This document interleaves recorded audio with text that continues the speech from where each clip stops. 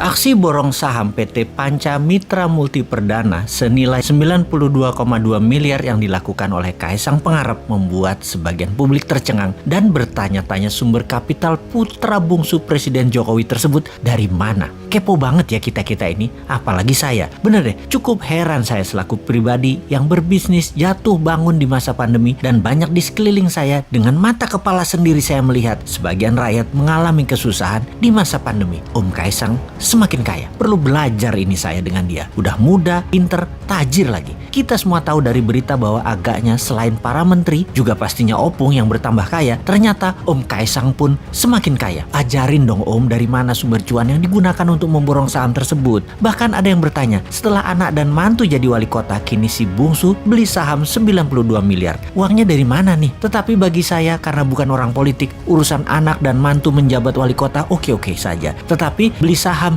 92 miliar ngeces juga gua. Strategi bisnisnya pinter nih Om Kaisang dengan memborong saham PT Panca Mitra Multi Perdana, sebuah perusahaan yang memproduksi makanan beku berbasis udang. Total saham yang dibeli Om Kaisang Pangarep yakni sekitar 188,24 juta lembar saham atau sekitar 8% dari total keseluruhan saham yang ditempatkan di perseroan atau senilai 92,2 miliar. Kaisang membeli saham PT Panca Mitra Multi Perdana melalui perusahaan miliknya PT Harapan Bangsa Kita atau yang lebih dikenal dengan GK Hebat. Oke lah, selamat buat Om Kaisang yang dengan pintar memutar uangnya di banyak bidang. Mudah-mudahan pemodal yang memodali bukan mereka yang cari selamat dari kejaran hukum karena membakar hutang ya. Sekali lagi, kita ingin kepastian aja. Yang modali usaha Om Kaisang janganlah merupakan siasat perusahaan pembakar hutan untuk lolos dari jeratan hukum. Jangan ya Om. Oke lah, sekali lagi, Om sudah besar, sudah dewasa. Ayahmu presiden tak tercela dan tak ternoda. Dicintai 65% rakyat dalam 2 kali pilpres. Nama besar ayahanda jangan sampai tercoreng libido punya uang lebih dengan mudah. Sejarah panjang di Indonesia anak presiden yang berkiprah macam-macam